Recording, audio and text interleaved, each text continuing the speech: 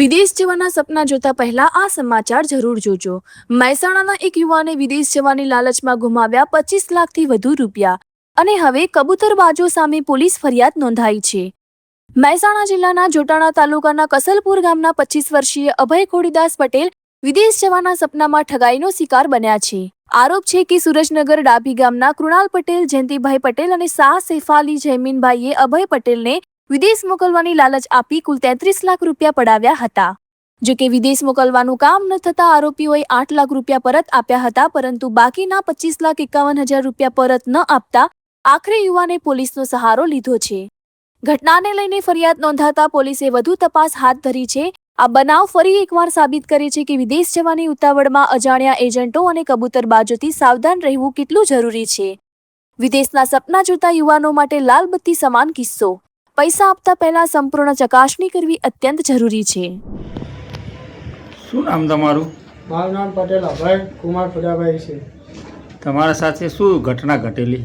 મારા ખાતે વિદેશ જવાની ચીટિંગ અને ફ્રોડ થયેલું। કઈ તારીખે આ બનેલું?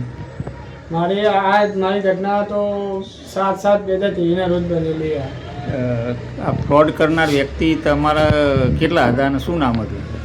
ફ્રોડ કરનાર વ્યક્તિ મારા 3 જણા હતા। પટેલ કુણાલ જયંતિભાઈ ભગવાનદાસ પટેલ અને શેફાલીબેન શાહ।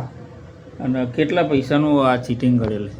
ટોટલ મારા સાથે મેં એમને આલેલા 33,51,980 આલેલા। અને કેટલા કઈ રીતના આપેલા તમે? મેં અડધા રોકડા ને અડધા બેંક ટુ બેંક ટ્રાન્સફર કર્યા। 15 લાખ મેં રોકડા આલેલા અને 18,51,980 મેં બેંક ટુ બેંક ટ્રાન્સફર કર્યા। એમને કોઈ પૈસા પરત કરેલ ખરા?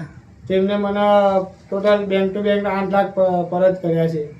હવે તમારે કેટલા પૈસા લેવાના નીકળે એમના જોડે? મારા 25,51,980 લેવાના નીકળ્યા છે। એ લોકો પૈસા પરત આપવાના વિશે શું કહે છે?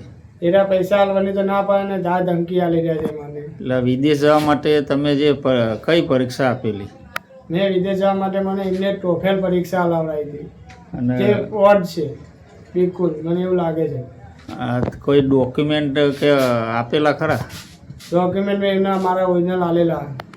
અને તમારા આ વિશે આ મિલી ભગત થઈને તો એ શું કરે એવું તમને શું લાગે છે? એ 3 જણા બધા મારી સાથે તો મિલી ભગત કરી, બીજા લોકો સાથે મને એવું લાગે છે મિલી ભગત કરી આવું ચીટિંગ કરે છે ફ્રોડ વિદેશ જવાના બહાને। તમારું આ વિષય પર શું કહેવું છે? મારે એટલું કહેવું છે, વિદેશ જવાની લાલચમાં તેરા બધા લોકોને ચીટિંગ કરીને પૈસા પડાવવા છે। તે આ ના 3 ઇસમો વિરુદ્ધ તમે ફરિયાદ કરેલ છે? હા, મેં ફરિયાદ કરી સાંસદ પોલીસ સ્ટેશનમાં, એના આજ મારી ફરિયાદ। હા.